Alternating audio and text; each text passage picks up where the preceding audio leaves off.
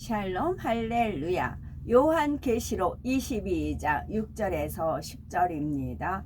또 그가 내게 말하기를 이 말은 신실하고 참된지라 주고 선지자들의 영의 하나님이 그의 종들에게 반드시 속히 되어질 일을 보이시려고 그의 천사를 보내셨도다. 보라, 내가 속히 오리니 이 두루마리의 예언의 말씀을 지키는 자는 복이 있으리라 하더라.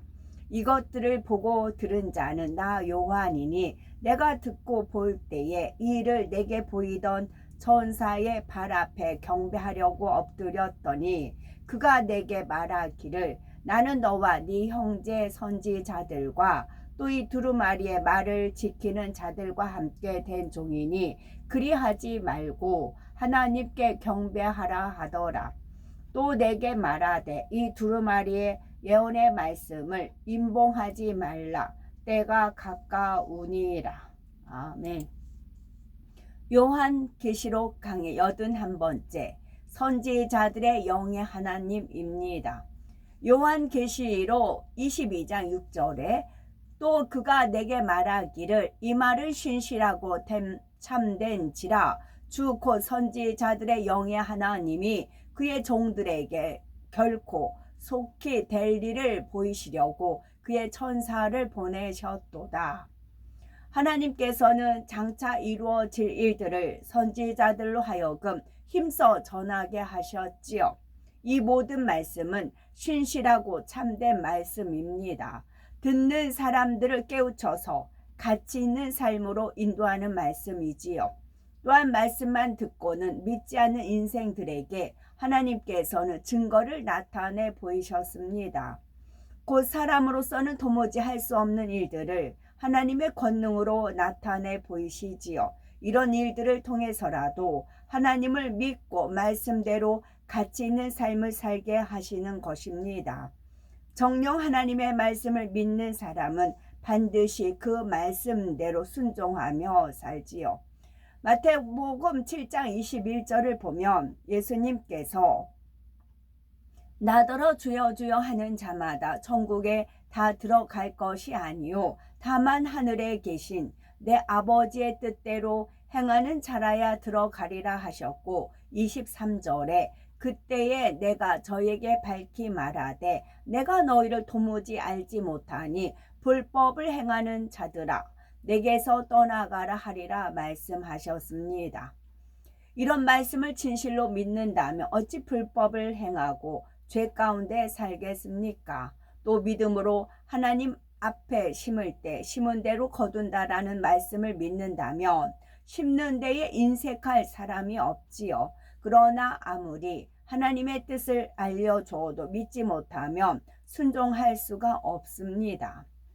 천국의 상급보다는 눈앞에 유익을 구하게 되고 육신의 정욕, 안목의 정욕, 이생의 자랑을 쫓아 살게 되지요.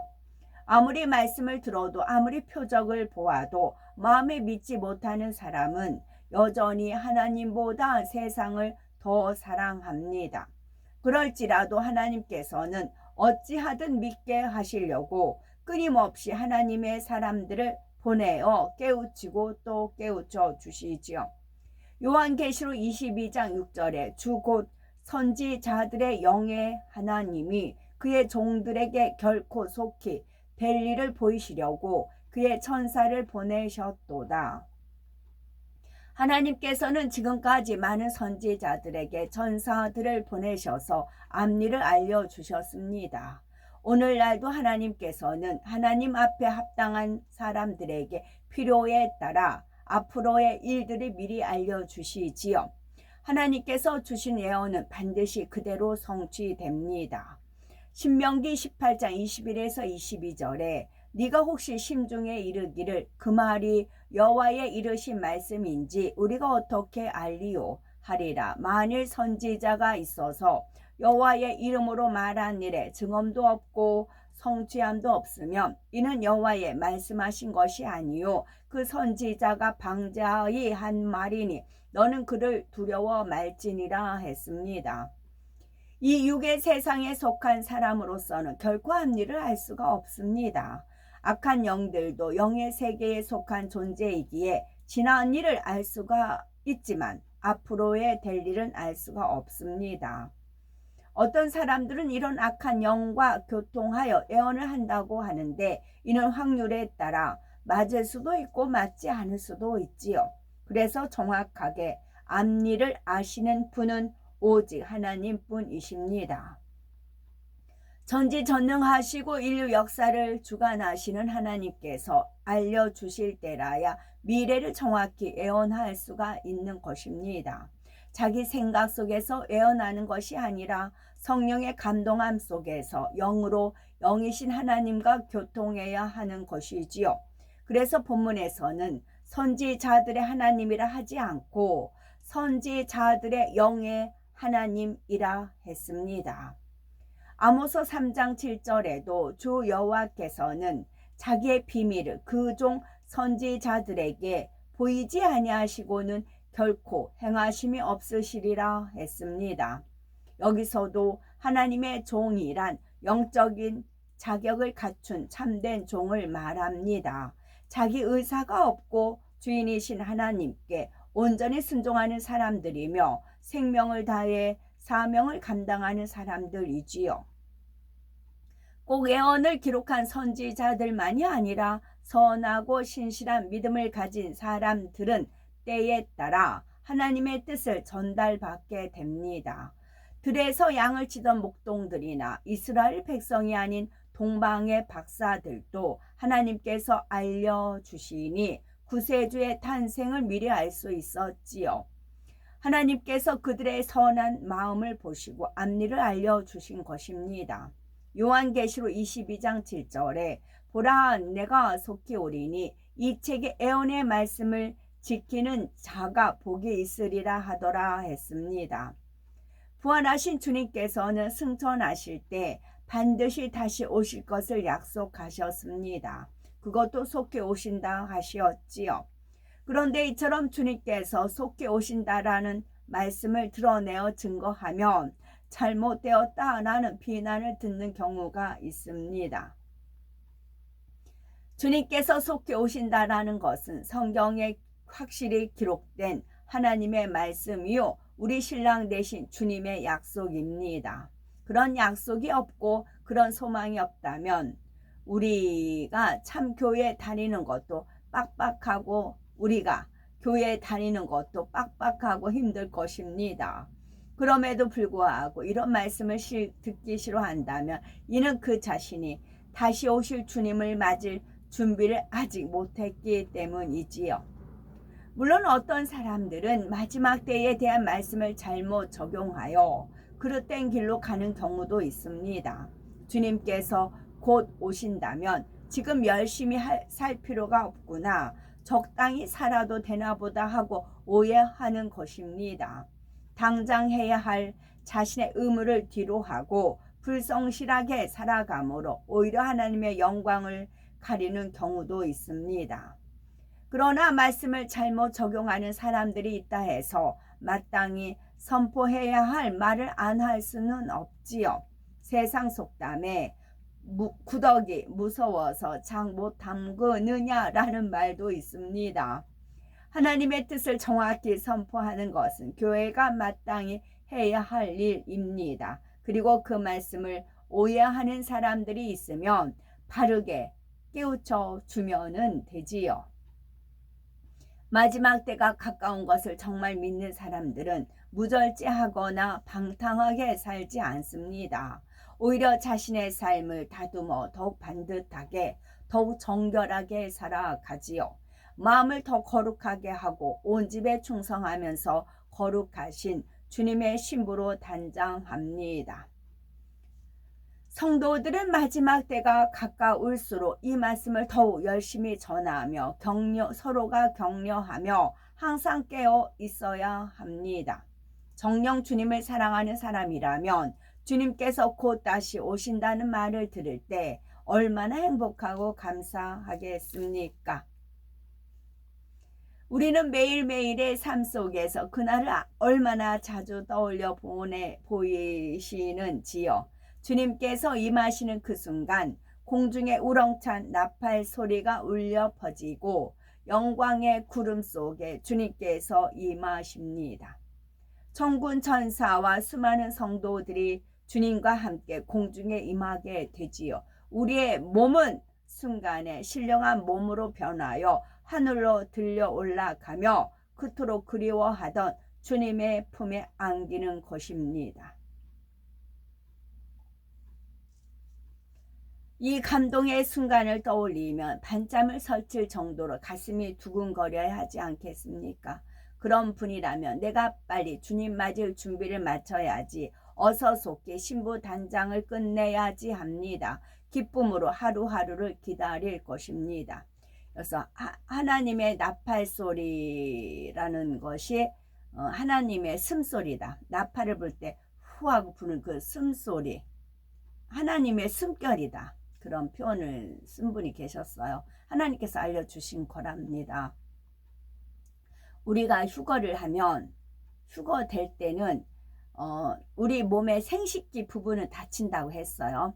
이제 천국은 이제 배설하는 게 없으니까, 부활체는 생식기 문이 닫힙니다. 육의 사람들은 생식기가 그냥 있어서 이 땅에서 자녀는 없고 1000년 동안 자녀를 낳지만, 그래서 시집가고 장가가지 않는다는 이유가 생식기가 닫히기 때문에 그래요.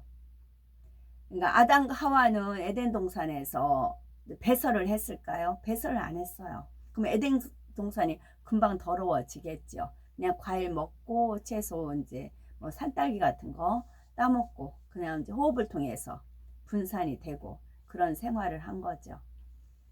그러면 우리도 이제 부활체가 되면, 주님이 첫째 부활이죠. 우리가 부활체 되면 생식기 문이 닫힙니다.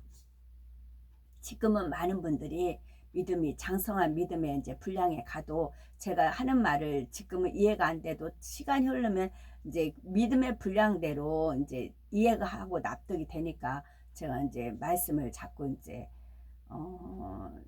감춰놨던 거를 이제 떠올려 주시는 대로, 허락하시는 대로 이제 말씀을 드리는 겁니다. 이것도 그냥 통과했으면요 하고 이제 쭉 읽었더니 멈칫하셔서, 이제 우렁찬 나팔 소리, 그러니까 남자하고 여자의 신체 구조에서 틀린 게 뭐였냐면, 여자는 자궁이라는 거에서 아가를 이제 임신하는 그런 게 있잖아요.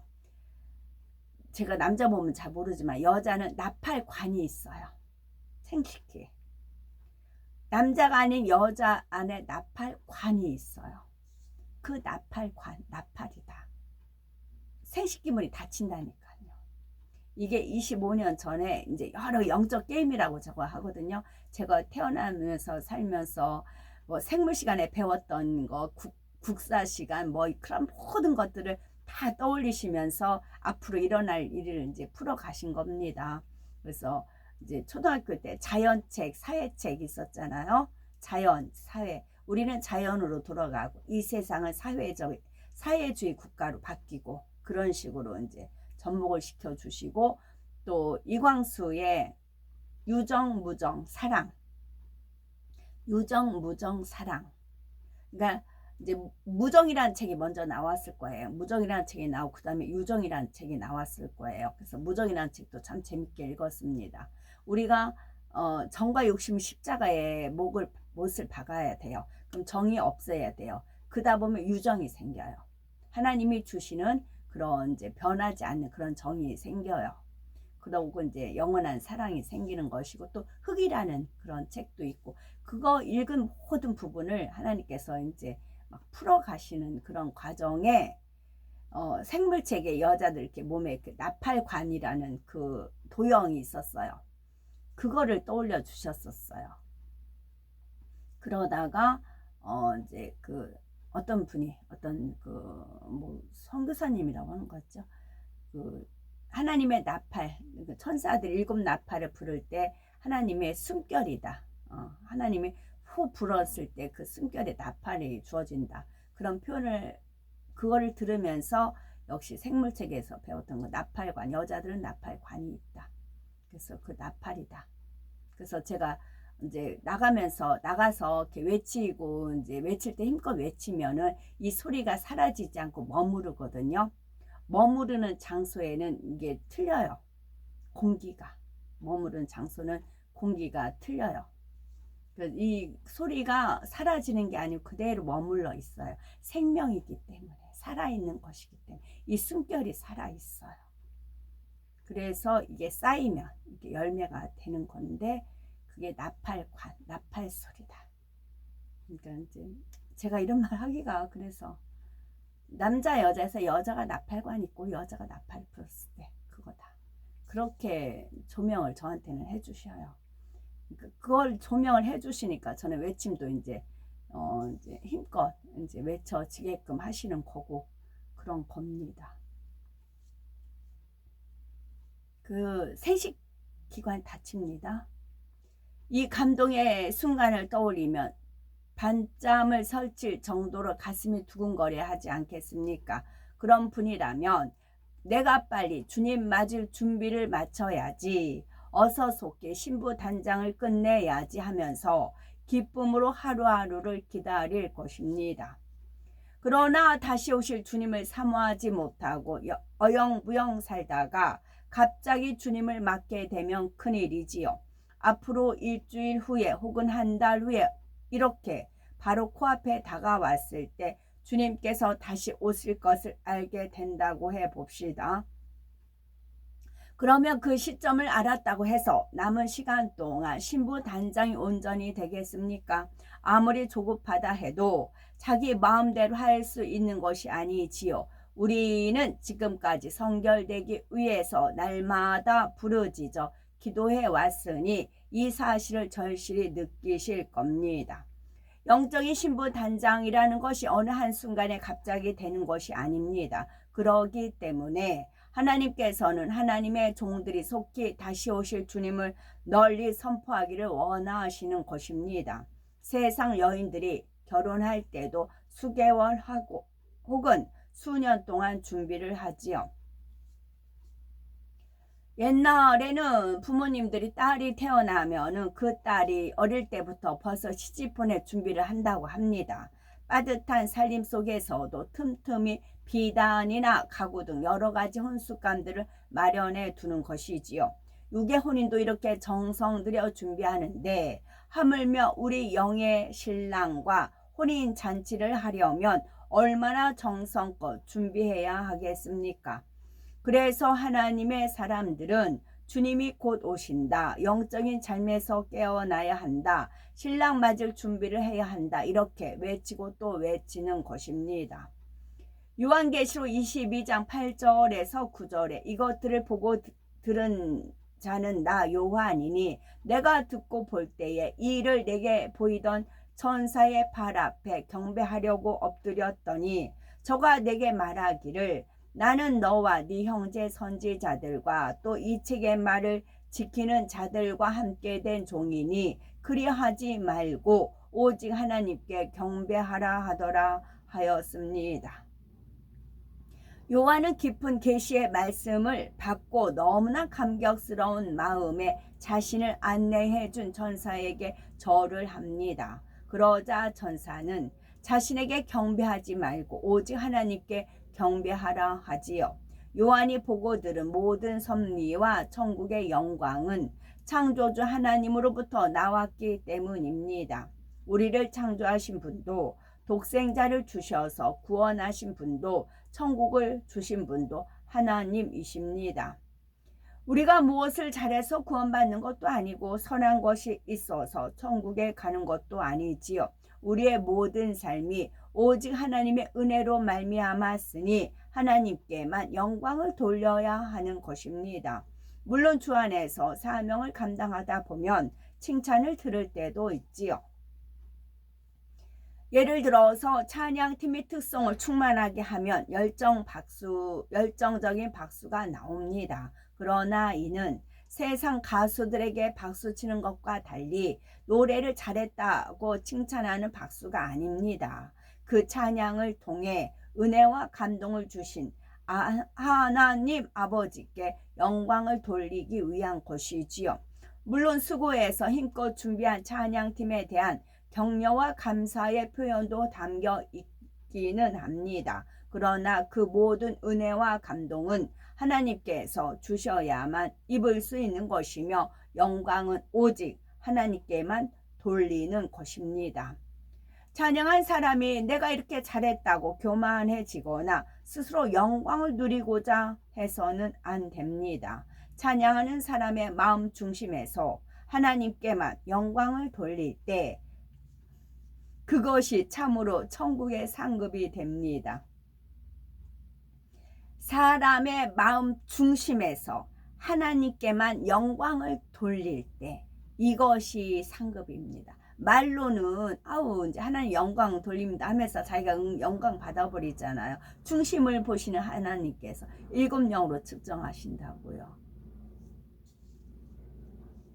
중심입니다. 사람의 마음 중심에서 하나님께만 영광을 돌릴 때 이거는 겸손할 때 가능하고 교만하면은 꽝입니다. 천국의 상급이 됩니다. 범사에 마찬가지입니다. 베드로전서 4장 11절에 만일 누가 말하려면 하나님의 말씀을 하는 것 같이 하고 누가 봉사하려면 하나님의 공급하시는 힘으로 하는 것 같이 하라. 이는 범사에 예수 그리스도로 말미암아 하나님이 영광을 받으시게 하려 함이니 그에게 영광과 권능이 세세에 무궁토록 있느니라. 아멘 했습니다. 구역장이 신방을 해서 양떼가 은혜를 받았을 때도 자신을 도구로 사용하여 양떼에게 은혜를 주신 하나님께 영광 돌려야 합니다. 수십 년 동안 변함없이 봉사를 해서 교회에서 상을 받았다면 이 또한 하나님의 은혜이지요. 그렇게 충성할 수 있는 건강과 성실함을 주셨기 때문입니다. 우리가 교회 안에서 간증하는 것도 자기 자랑을 하려는 것이 아니라 하나님께 영광 돌리기 위해서입니다. 나의 나 된 것은 오직 하나님의 은혜라고 중심에서 고백한 우리가 되셔야지요. 그럴 때 하나님께서도 감사의 조건과 영광 돌릴 조건을 우리의 삶 속에 더욱 넘치게 하실 겁니다. 요한계시록 22장 10절에 또 내게 말하되 이 책의 애언의 말씀을 임봉하지 말라. 때가 가까우니라. 이 책의 애언의 말씀이란 좁게는 요한이 기록한 계시록의 말씀이지만 넓게는 성경 66권을 다 포함하는 말씀입니다. 하나님께서는 성경의 모든 말씀을 사람들이 보고 듣고 전파하기를 원하시지요. 그런데 종종 성경에 보면 하나님께서 선지자에게 비밀한 것을 알려주시면서 공개하지 말라 하실 때가 있습니다. 아직 그럴 때가 아니기 때문이지요. 예를 들어서 다니엘 9장, 다니엘 12장 4절에 다니엘아 마지막 때까지 이 말을 간수하고 이 글을 봉함하라 하였지요. 하나님의 일을 이룸에 있어서 가장 적절한 때와 시점이 있습니다. 그때가 무르익기 전에는 아무리 중요한 예언을 한다 해도 유익이 없지요. 오히려 불필요한 핍박만 불러오기도 합니다. 그래서 하나님께서 앞일을 알려주신다 해도 필요한 순간이 되기까지는 선포하지 못하도록 막으시는 것이지요. 구체적인 하나님께서는 요한계시록의 말씀은 때가 가깝기 때문에 그런데 어떤 사람들은 요한계시록의 말씀을 임봉해 둬야 한다고 생각을 합니다. 성령의 감동으로 기록된 말씀들을 사람의 생각 속에서 임의대로 해석하여 잘못 적용해서는 안 되기 때문이라고 하는 것이지요. 그러나 가르치는 사람의 입장에서 자신이 그 말씀의 영적인 의미를 모른다고 해서 성도님들도 그 말씀을 읽으면 안 됩니다 라고 막을 수는 없습니다. 성도들이 안 배워도 되는 내용이라면 하나님께서 왜 성경 66권 가운데 두셨겠습니까? 학교에서 선생님이 학생들을 가르칠 때도 교과서 한 권 전체가 시험 범위라면 교사는 전체를 다 가르쳐 줘야 합니다. 나도 이 부분은 잘 모르니까 너희도 공부하지 말고 그냥 넘어가라 한다면 학생들이 어떻게 좋은 성적을 내겠습니까? 책임감 있는 선생님이라면 자신이 모를 때에는 배워서라도 가르쳐 줘야 하지요. 성경도 마찬가지입니다. 양떼를 가르치는 사명을 가진 사람은 하나님의 말씀에 대해 모를 때 배워서라도 가르쳐야 하고, 사람의 지혜로는 알 수 없는 내용이라면 하나님께 금식하고 절야하며 매달려서라도 깨우침을 받아서 가르쳐야 합니다. 그래서 가르침 받은 사람들의 영안이 열리고 하나님의 뜻을 알아 바른 길로 갈 수가 있습니다. 이 책의 예언의 말씀을 봉인하지 말라 하신 것은 때가 가깝기 때문이라 했습니다. 여기서 때가 가깝다는 것은 두 가지 의미로 설명할 수가 있지요. 첫째는 하나님께서 계획하신 인간 경작의 기간이 거의 다 찼다는 뜻입니다. 이는 성경 곳곳에 기록된 마지막 때의 징조들을 통해서도 알 수가 있지요. 예를 들어 마태복음 24장 12절에 보면 마지막 때는 불법이 성함으로 많은 사람의 사랑이 식어지리라 하셨습니다. 또한 14절에는 이 천국 복음이 모든 민족에게 증거되기 위하여 온 세상에 전파되리니 그제야 끝이 오리라 하였지요. 다니엘 12장 4절에도 마지막 때에 대해 많은 사람이 빨리 왕래하며 지식이 더하리라. 그 외에도 많은 말씀들을 통해 경작의 끝날이 매우 가까운 것을 알 수가 있습니다. 그러므로 오늘날 세계 곳곳에서 하나님과 교통하면서 깨어있는 많은 사람들이 마지막 때를 선포하고 있지요. 더구나 우리는 마지막 때가 얼마나 가까운지 더욱 실감하실 겁니다. 이처럼 인류의 역사 속에서 마지막 순간이 다가오고 있다는 것이 때가 가깝다는 말씀의 의미입니다. 둘째로 때가 가깝다는 것은 개인적인 의미로 설명할 수가 있겠죠. 언제라도 사람이 죽는 그 순간이 그 사람에게는 마지막 심판의 때입니다.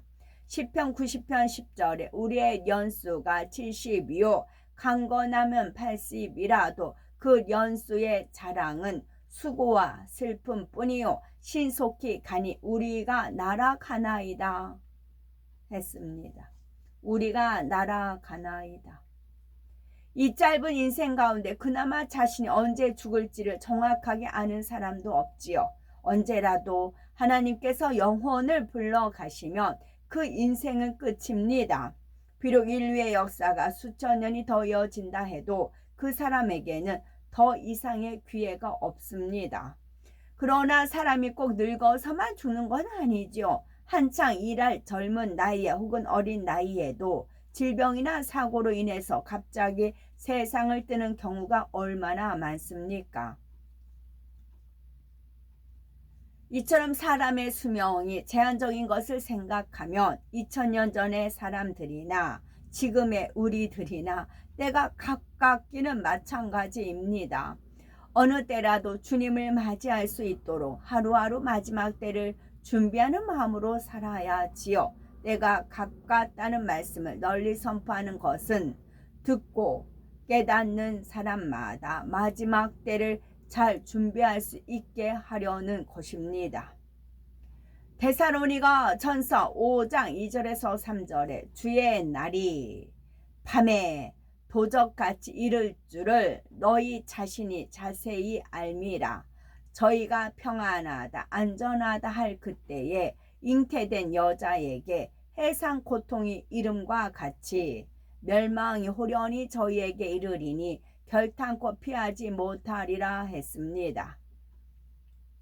영적인 잠에 빠진 사람들은 주님께서 더디 오실 거라 생각합니다. 그러다가 갑자기 도둑을 맞는 것처럼 준비하지 못한 채로 다시 오시는 주님을 만나게 되지요. 그러나 깨어있는 우리에게는 주님께서 갑자기 오시는 것이 아닙니다.